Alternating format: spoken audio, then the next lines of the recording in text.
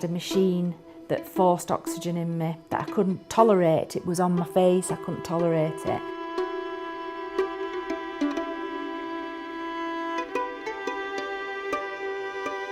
I remember being leant over like an old man, gasping for your breath, and it was me in the end that had to say, I can't do this no more.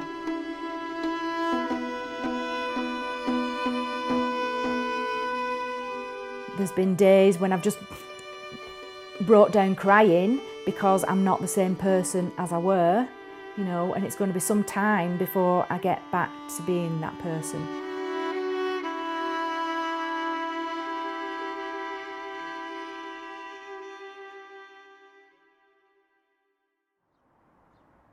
My name's Carol, I'm 43 years old. I'm married, I've got 2 children and 2 stepchildren. I'm a health visitor. My job is very important to me. I've trained as a nurse, I've gone out to train as a health visitor. I like the job I do, you know, I'm going out helping people. I'm usually very fit and healthy. I did start with a little bit of mild asthma, usually after exercise, but I didn't really think it was much of a problem. Didn't used to use inhalers very often, only occasionally. So because I was quite fit and healthy, I didn't really think that I needed the flu vaccination. I associated it with people who was elderly or had severe chest conditions. I didn't class mine as being severe. I did go to the GP for something, you know, not associated with my chest, and he did ask me, did I want the flu jab? As I do have a bit of a phobia about needles, I decided to decline his offer, and so the box was ticked. The GP had asked his question, and I left not thinking anything more of it, really.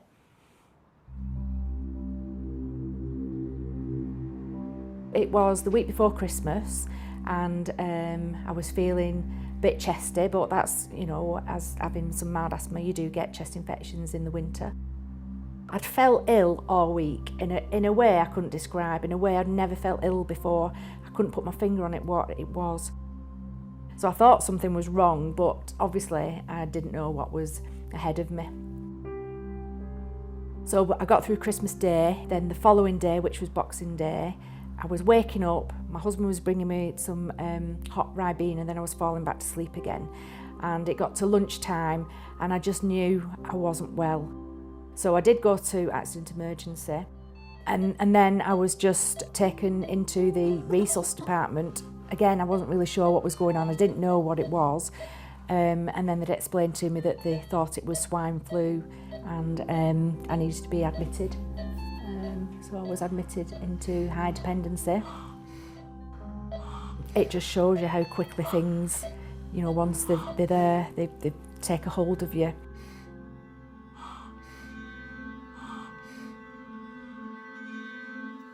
So when I was on high dependency, it was, as a patient, you're very vulnerable and very scary when they come with machinery that maybe you're used to using on other patients, but when it's been used on you, it's very scary.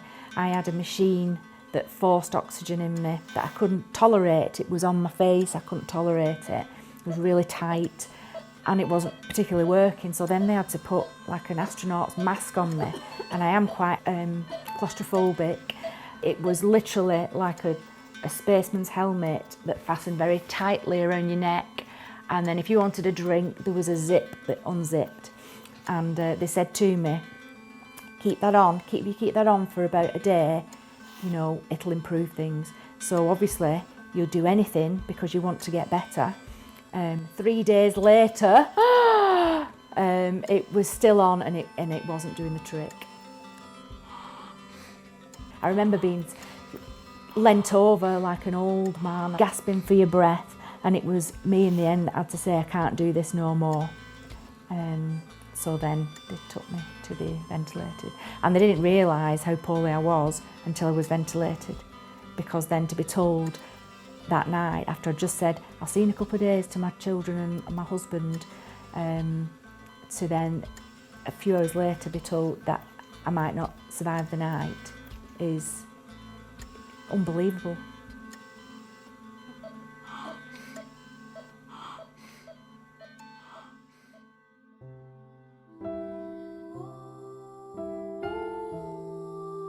When they first informed me that they thought it was swine flu, although I was in high dependency, I still didn't really think what danger I was potentially in. I was aware that there was a lot of young people at that point that when they got swine flu, some died from it, and at the back of my head I was aware of that, but I think I was being quite optimistic. But along with the swine flu, I also had the pneumonia then, double pneumonia. My family's experience, obviously, theirs has been worse than mine because I can't remember really from New Year's Day to Valentine's Day. So I've missed out a whole month, a month and a half.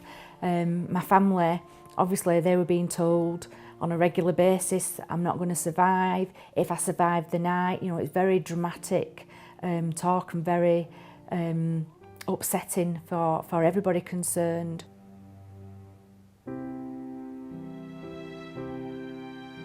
There's been days when I was in hospital that I really wished I hadn't survived because it was so difficult breathing, just something simple, breathing, it was so difficult. But with support from my husband and my family, those days were made a little bit easier.